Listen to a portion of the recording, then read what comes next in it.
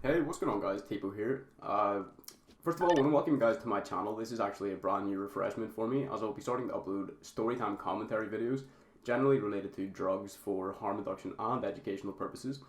I did used to upload compilation videos, which I've actually went and made them private on my channel, for all of you guys that were previously subscribed.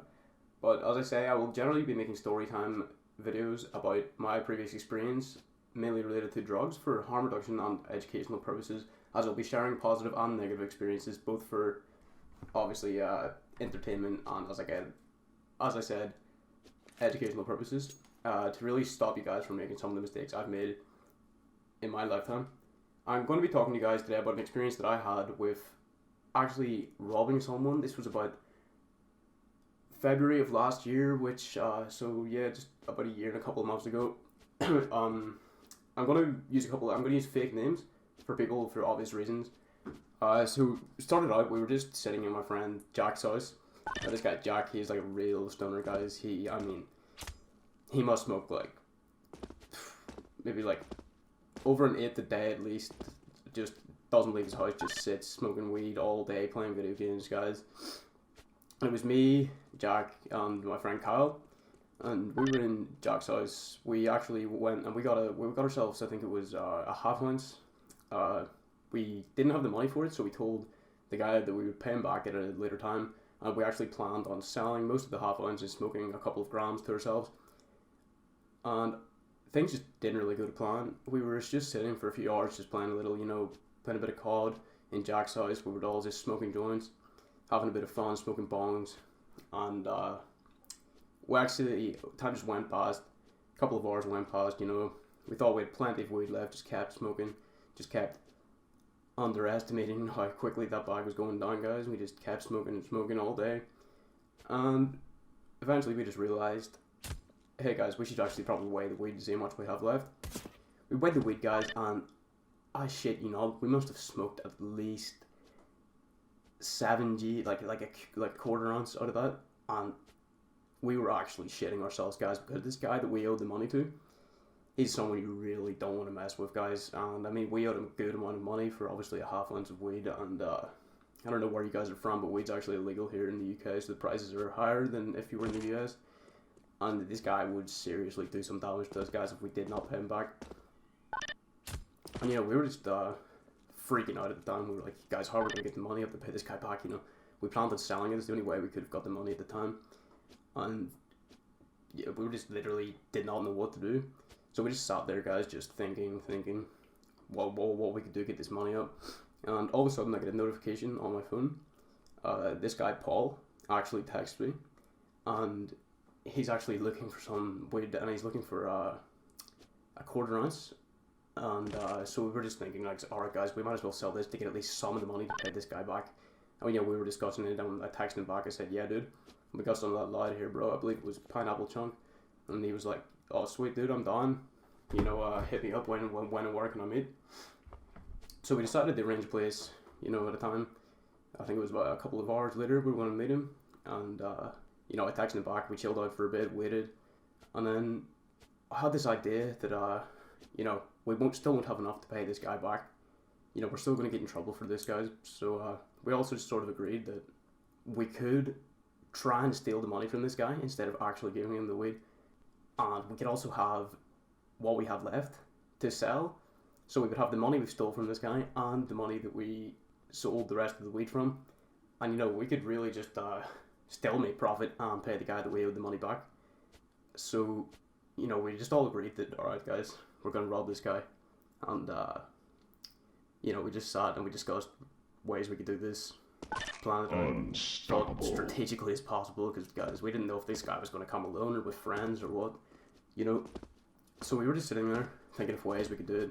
If this guy whips up in his car, how are we going to get the money off him before handing him the weed?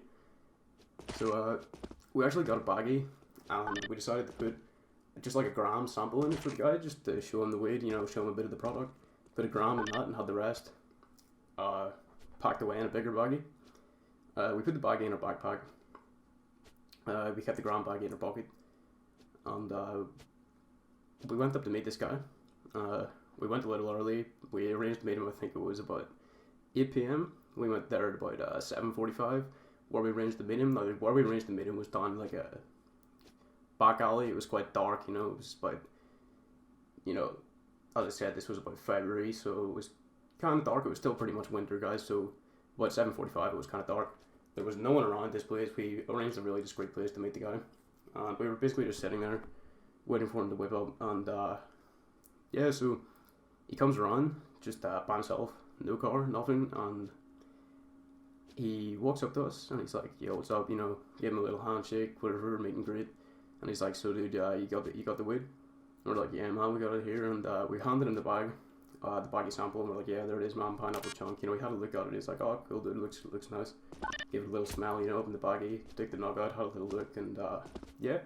So he just pulls the money out of his pocket, and you know, he hands it to me. And Jack and Kyle were just standing there, we're just looking at each other. We're like, "All right, boys, do we run, or like do you want to hit him or what?" And we just sort of, the look we gave each other, we were just like, "All right, guys, we just got to get out of here as quickly as possible." So we just decided to, as soon as he handed me the money, we just ran as fast as we could, guys. And this guy started sprinting full speed after us.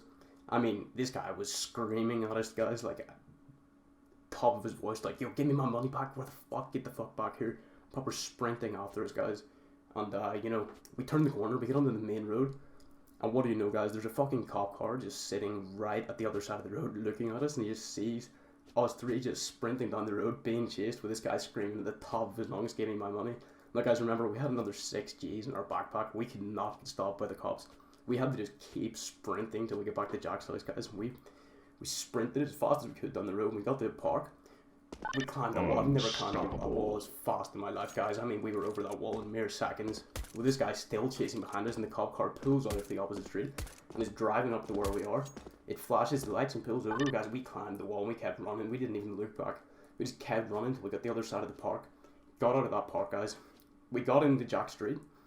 I can't really describe to you guys the way the area is, but the park is sort of in between Jack Street and where we met the guy.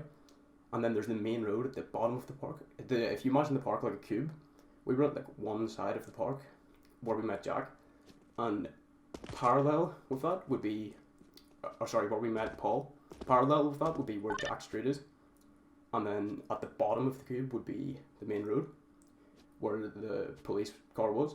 So the police car drives around the cube, parks the car on the side that Paul was on. We sprint down Jack Street. I mean, we didn't even look back to see where this guy Paul was, and we're pretty sure he was still in the park. We think we lost him in the park. You know, we went to Jack's house. We just went straight in, guys, and we just sat looking out the window for about 20 minutes to let time go past. We thought everything blew over. Everything was fine. And, yeah, so we thought we got away with it. You know, we had the money in our pocket. We had the 6 Gs. We thought we were fine. But, I mean, my heart was pounding as soon as I got in Jack's door.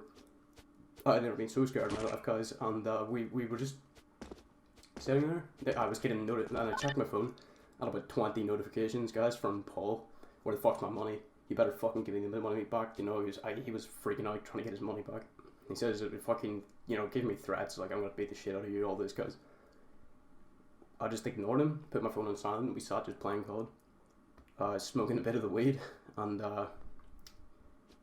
next thing is just fucking knock at the door, guys. We all fucking look at each other and we're just sitting there absolutely shitting ourselves, guys. I mean, we're literally freaking out. We don't know if this is cops or if this is Paul with a couple of mates to back him up. You know, we really don't know. And, you know, Jack decides, alright, I'm gonna go look down the stairway and see if I can see out the front door window to see who this is that's at our door right now. Just after everything's went down, guys. I mean, we were seriously scared. So he just looks out the door and we can just see Paul standing there with his hood up.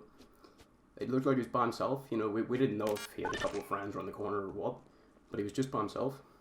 And Jack comes in the room, you know, tells us, "Guys, Paul's there. He's standing there. It looks like he's by himself, but you know, we don't know if anyone's around the corner or what." And we sit there for a couple of minutes, and he just starts blathering in the door, guys. He starts, I mean, ramming that door. I'm pretty sure he had to have been kicking the door at one point. Screaming in the letterbox, everything, guys, trying to get us, you know, shouting at us, "Get down the stairs, come answer me right now, give me my money." You know, we were freaking out. We were like, "Okay, guys, you know, there's only one option here, guys. We're gonna go out and beat the shit out of him because he is not leaving this house, guys. So we're gonna either go out and beat the shit out of him, but if he had friends there, you know, it's going to be a full fight. We didn't want to get hurt either if he had a lot of friends there as backup. So we just decided the only thing we could do is just answer and just hope that he really does not have friends. So we went down. As soon as we opened the door, guys, he fucking, like, I mean, Jack just opened the door like an inch. Fucking Paul just rams the doors, like, as hard as he can. The door just flies back. And he fucking comes in. He just automatically starts punching Jack. I mean, really fucking going at Jack. Me and fucking Kyle just jump in there and grab him. We start fucking punching him. Then fucking grab him. We get him to the floor. We fucking start screaming at him. We're like, you gotta fucking stop, man. You gotta fucking leave. You know, he's fucking screaming back. He's fighting. He's struggling, guys. He's trying to get out, you know. He's trying to get back up and fucking get straight in this. This guy is so angry. But obviously, he did not have any friends, luckily. And we decided we're just going to we just dragged them out of the house. All three of us, we just grabbed them, dragged them out of the house as quickly as possible, man. We just dragged them into the driveway. We were, you know, Jack and Kyle were going at him, guys. Like, I mean, I wasn't throwing that many punches, but, you know, obviously I was getting in there too. And, we drag them out into the driveway. You know, we shot at him. We're like, bro, there's three of us. You know, you better stop. We're going to let you walk away from here. You know, he's still struggling, guys, you know. And Jack just turned around and completely started screaming at him at the top of his lungs. He's like, you're at my fucking house here. You better fucking leave. And Paul just sort of stops panicking and he's like, alright.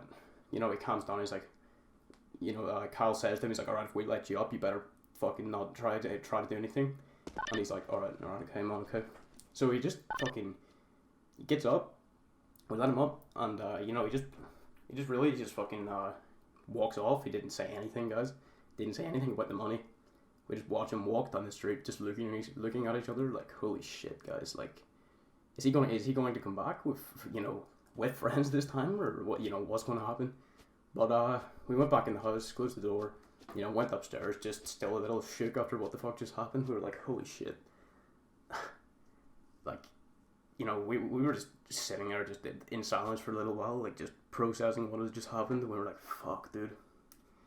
And we were just waiting for him to come back, honestly. We expected him to come back with a little backup a second time, but, you know, we sat there, we eventually flicked on the Xbox, played a little fucking Call of Duty again, and we really needed a joint to chill us out this time, so we just passed a little joint about, and, you know, got a couple of blunts rolled up because we could celebrate since we made a little profit, you know, stealing it off him, but fuck.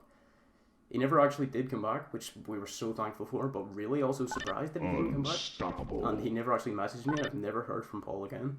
But guys, really, I cannot stress this enough, guys. That was a mistake in my old past. You know, this was in my dark days, guys, where I was, you know, I was doing anything like just to, like, I was smoking weed every day, guys. You know, me and Jack would literally smoke weed every day. You know, we really needed weed, and we just had to get that half of it. We just ended up smoking too much of it. You know, we owed money, and we had to do this stuff. You know, I was also taking like bars every day, guys, like Xanax and shit. You know, this was a really bad stage in my life, and we just had to fucking.